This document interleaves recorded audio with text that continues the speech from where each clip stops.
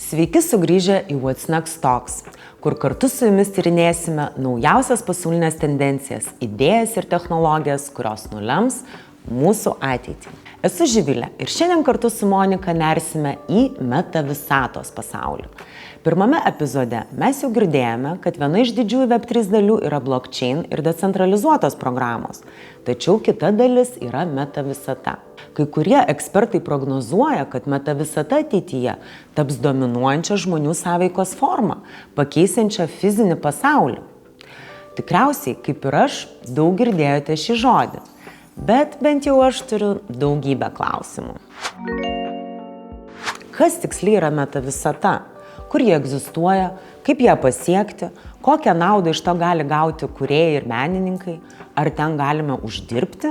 O prekės ženklai? Ar prekės ženklai ten ką nors daro? Ar prekiniams ženklams Metavisatoje yra kokia nors nauda, kurios jie negali rasti šioje visatoje? Ar ji turi ir kokį vaidmenį turės kasdieninėme žmonių gyvenime? Kaip visada, mes tenksimės atsakyti į visus šios klausimus, todėl pradėkime nuo pagrindų. Metavisata yra įtraukianti bendra erdvė, kurioje žmonės gali bendrauti vieni su kitais ir skaitmeniniais objektais virtualios realybės aplinkoje. Ja galite pasiekti tiesiog naudodami išmanųjį telefoną ar kompiuterį. Čia tikrai nereikės jums jokių VR akinių. Tai vieta, kur galime kurti, žaisti, bendrauti, prekiauti ir patirti naujų dalykų tokiais būdais, kurių anksčiau nebuvo įmanoma.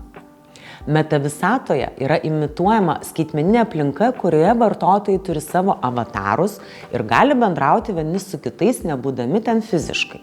Tikriausiai dėl šios priežasties vis dažniau matome kūrybingus žmonės, kurie naudojasi Metavisata, norėdami parodyti savo darbus ir bendrauti su auditorija naujais būdais. Menininkai, muzikantai, rašytojai naudoja Metavisatą, kurdami įtraukiančius potyrius, kurie ištrina ribą tarp virtualaus ir realaus. Kiekvienas gali sukurti Metavisatą savo bendruomeniai, bendrų interesų grupiai ar bet kokiai priežasčiai, kad žmonės susiburtų. Kadangi Metavisata ir toliau auga, čia taip pat atsiras ir daug naujų darbo galimybių. Nuo virtualių renginių planuotojų iki Metavisatos dizainerių ir daugybė kitų naujų vaidmenų, kuriems jau reikės naujų įgūdžių. Prekės ženklai taip pat pradeda atkreipti dėmesį į didžiulį Metavisatos įtraukimo potencialą. Matome, kad vis daugiau įmonių kuria virtualias erdves ir patirtį, leidžiančią vartotojams bendrauti su savo produktais naujais ir įdomiais būdais. Taigi matome, kad čia yra reikalų. Todėl norint pasinerti visą tai detaliau, mums vėl padės mūsų draugai. Galybė inovatyvių projektų sukūrusi garsiosios Vice Media kūrybinę agentūrą Virtue. Nekantrauju persikelti į Londono studiją, kur Monika tęs pokalbį su Virtue vyriausiųjų kūrybos ir inovacijų grupės vadovu Morten Grubak, kuris ne tik atsakys į daugybę mums rūpimų klausimų, bet ir papasakos Virtue patirtį Metavisatoje, kaip jie sukūrė savo įspūdingą virtualų biurą, kuris šiuo metu yra bene gražiausias Metaverse pastatas. Taigi, daugiau nieko nelaukime ir paklausykime, kas laukia Metavisatos ir ar jau verta į ją mums keltis.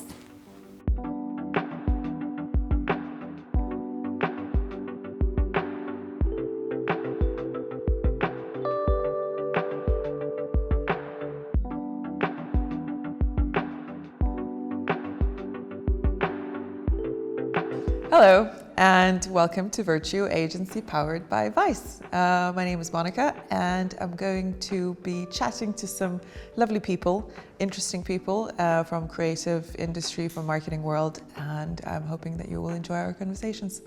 So today I have our Global Executive Creative Director, Morten, with us. And I know you were kind of a driving force behind opening Virtue's office in the Metaverse. Why did you decide to do that in the first place? And what is the reason why creators are going into Metaverse? Yeah, I think the funny thing about this story is that we're all learning from the experience when we're creating something, and I think that's always been the essence of Virtue, is that we always sort of instead of like just talking about it, we actually created a lot of stuff and learned from it and sort of like use that expertise to sort of like work with our clients when they're ready to get into the space. So for us to get in the metaverse really, really early was something we just had to do. And I think the funny thing is that we built what we called an office inside Decentraland, which is a metaverse. But thinking back now, why do you need an office when you're already sitting in an office to log into an office? I think like probably today we would have called it something else, but I think... You could have built a boat. Exactly, we could have built a cloud or something like that, like something completely different. But I think one thing that we actually made right when we actually built that project was that we introduced sort of like world-class architecture into the metaverse. Because the idea behind the metaverse is basically it's an open invitation for everyone to sort of like build the new internet in 3D. And because tools are getting accessible like for everyone now, like everyone can download a free 3D program to build something, and you can also just use the sort of like already in sort of like baked in program in Decentraland to build sort of like your own creation. That means that Decentraland is this sort of like open world that reminds me a little bit of The Sims. So people are just going nuts in there and just building their wildest dreams, like a one-to-one copy of the Richard Branson sort of like beach mansion and like their favorite like the wildest fantasy within whatever, right? So I think for us as an agency that really understand the power of a concept and power of simplicity in an idea, we wanted to introduce sort of like real architecture as an idea and aesthetic sort of like an aesthetic starting point when sort of like building into the space. So we contacted a company and a world-famous architect group called BIG, and BIG is sort of like founded by a guy called Bjarke Ingels, who also, if you have a Netflix subscription, you can go and see his episode on Abstract. It's really mind-blowing because his philosophy around architecture is basically sort of like this crossover between what's possible in the real world and what's not possible in the real world. And that really connected with us as an agency when we had to do a project inside the Decentraland. So we called him up and asked if he could be open for actually make the concept for our office inside Decentraland. And lucky for us, he said yes. It took some time before we actually got the drawings, but a few months down the line, he called us and said like, I'm ready to present it, and sort of like we got a nice presentation of the idea behind it. And basically without him actually knowing what the metaverse was at that point in time, the idea behind the building was perfect for the metaverse, because again, it was a building that's a block, a square, and then it has a spiral staircase that goes all the way up into from the bottom to the top. And it's huge, so it basically contains around 25 floors. It's a huge building. All for us to sit in. But sort of like on each side of this building, like the staircase, the spiral, like it breaks through the wall, so it creates this really nice view that you can view out to the north, south, east, west of the world as you are walking up this staircase. So, and also because like normally with building you would take an escalator or like an elevator to get up, right? But because this is the metaverse, you can basically just jump or teleport yourself around. Basically thinking the entire structure as something you would walk yourself through was brilliant. So it was a perfect masterpiece and probably the most beautiful building there are in the metaverse today. So it's kind of the whole metaverse world, and I guess the world, particularly in Decentraland, is growing as we speak, right? Because people are building it and people are doing it. And does it have a role in everyday? Like, is metaverse in general, does it have a role in everyday life of everyday person? I think we're still trying to figure that out. I think it's still about making it hyper-realistic. I think technology has got so advanced over the last couple of years and we have high expectations of our user experience. I think we all remember back in the days when YouTube were only playing in 360k or something like that, and sort of like a conference call over sort of like Skype was really shitty, and now if it's just a little bit not crystal clear, people are complaining about sort of like the bandwidth, right? So I think we as humans are really quickly to forget where we came from and how it all started and taking a lot of things for granted. And I think we are in that really early stage of what the experience can handle in terms of still being sort of like the new version of the internet, which is peer-to-peer and sort of like on blockchain. So I think it's going to take some years before that experience actually going to live up to sort of like our expectations of something we would use in everyday life, right? And was there anything that you saw there in general that you thought, wow, I wish I would have done that? As in super creative or super interesting? So lately, I think there's so many great projects. So I think it's, Pick one. What? Pick one. Yeah, pick one. I think one of the Metaverse that I'm looking forward to that's going to come out is something called the Brookverse. So I think everybody has probably, I guess, read the word sort of like play to earn, which is a term that's used within gaming. So normally when you play a game and you're done playing that and you spend a ton of hours inside that game, all the assets, all the digital assets that you have sort of like created or harvested or sort of like purchased with your real money, you're basically just losing as you're leaving the game, right? But play to earn is basically the idea around that in every game, whatever you're buying, you're creating or you're gathering, that you can sell that to other gamers for real money. So you basically own them for real. And again, like these items, these assets are put on the blockchain. So if you, for instance, are in a great game like Star Atlas and this is sort of like this space odyssey game, right, and you are sort of like building this huge spaceship.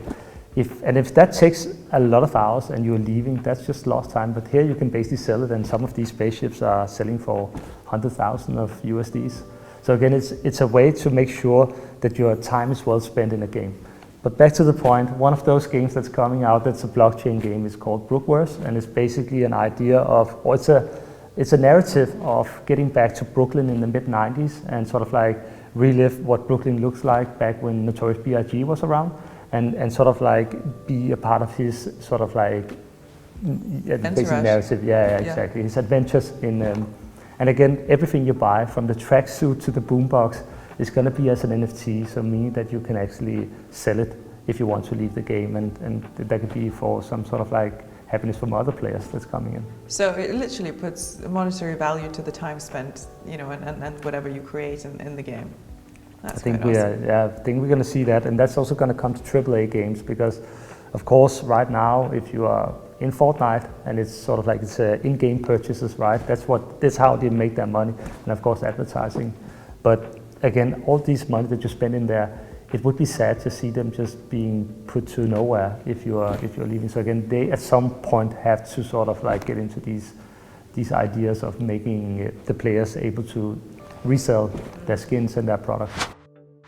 I mean, people don't want to see advertising in real life, let alone I can imagine in the world that they're trying to escape to, right? And to be able to fly and sprint and float, etc. So what role do brands have there in the first place? I think the big shift is that traditionally, again, we talked about Web 2.0 and sort of like the news feed, it's pretty boring, it's pretty 2D. You're basically just scrolling, and you have to be extremely impactful if you want to get people to pause and look at what you created, because it's too easy to get sort of like, or to make the next swipe, right? With Web 3.0 and sort of like the Metaverse is an opportunity for brands to actually build a three-dimensional experience and sort of like engage with the audience in a new way. So it's much more sort of like gamified, and it's better at actually telling stories, and it's much more sort of like engaging because you're basically, you are a part of the journey instead of like just a spectator, right? And I think that's the biggest shift. And again, that's also why we're seeing the rise of gaming, is because people are participating in what they are doing and not just like statically sitting and just bench watching something.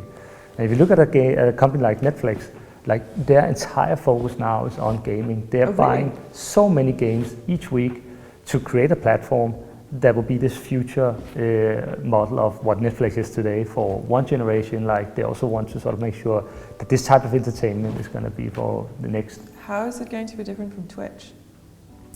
The difference is that sort of like it's the same thing. Like the streaming of games has been sort of like it's been on the map for years, and Google have already tried it and other people have tried it. But I think we're getting now with 5G to sort of like a speed now that it could actually work. Because just to be really practical, when you're playing a game, when you hit the button, you want something to happen, and if there's a delay because it has to go over a server and go back again, and you miss that shot, you don't want to play it anymore. And that's the thing that with stream games today is that there's a lag. Yeah. So again, when you are playing a game today, you have to download incredibly a lot of data to make sure that when you react to it, of course it's put up on a server to sort of like interact with, but you still, when you push the button, it has enough data already that you can actually make that connection, right? So I think with 5G now being sort of like installed in most parts of the world, like we would see that the streaming of games would be something that people would actually find something that actually works. So, coming back to, let's say, as you say, the brands like Netflix are going into that world, and it's a chance for brands to tell a story or get involved and kind of have this two-way relationship with their audience. And I guess some brands or some products, if you like, are easier to be seen in the metaverse, like clothing brands, and that's why they're all flogging into the metaverse. But what about, and I understand that, so it's something to do with your image and the skins that you can buy and the clothing and all of that stuff and accessories. But what about brands who sell services, or for example, who don't have that easily imaginable product that can live there? Yeah. Do they have a role to play at all?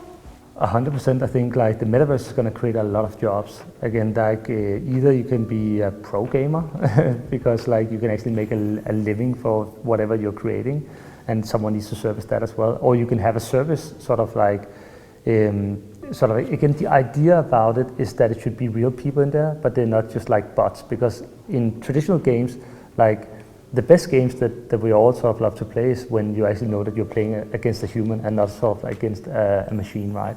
So if we're going to see sort of like different type of selling points inside the metaverse, it could just as well be hosted by a real person than sort of like a bot, if that makes sense.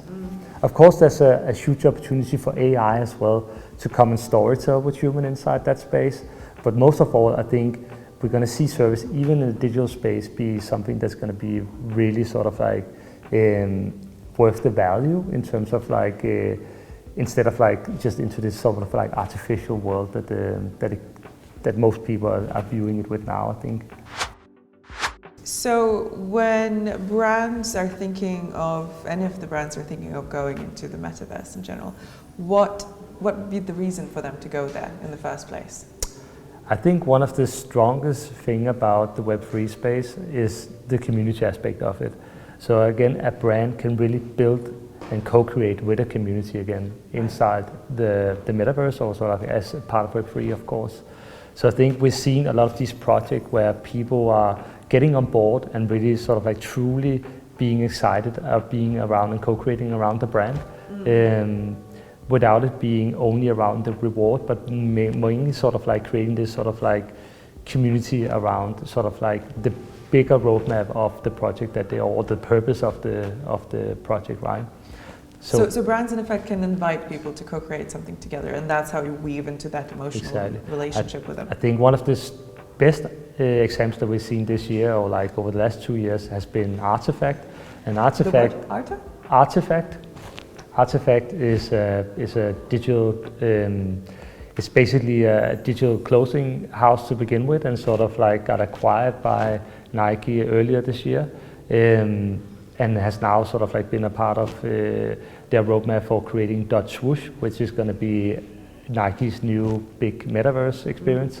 And I think they have really sort of like created community around, first of all, the sneaker collections that people are obsessed with. Right. And then secondly, around sort of their clone collection, which is, if you think about it, a piece of Adam and Eve of the Web3. So there are 20,000 of them, and at some point you'll be able to match them up and create a new one, so you can make a family tree down the line. But like the community around these projects are so embedded and so strong. Every time they're doing a new project, they're asking the community to like solve the riddle before actually getting the price of what's inside whatever box they're putting in front of them. So they're gamifying everything. Yes, exactly. Well. And it's not an easy riddle. It's not something like finding an old tweet somewhere. It's take the community, and that's a lot of people up to 3 months to actually like solve that riddle. And again, that's a brand engagement that I think we haven't seen in years, besides sort of like some of the old campaigns of collecting sort of like stamps and getting a jet, right? So I think the community aspect is really it's really something that you can build in the space. And I think with Dutch Whoosh that Nike is sort of like about to launch now, we're gonna see an even strong community, because then they're inviting not only sort of like the already token holders of the artifact community in there, they're also gonna invite every other sort of consumer in there to start co-creating on their products. Okay, thank you for coming, Morten. Thank you so much. Brilliant to see you as always, Yeah, and we'll hope to chat soon. We definitely will. Thank you very much. Tai buvo kažkas tokio, ane? Tikrai nekantrauju pamatyti, kur visa ši nauja realybė mus nuves ir ištirti visas naujas jos teikiamas galimybės. Manau, dar prie šio klausimo grįšime ne kartą, tačiau gal kol kas čia ir sustokime.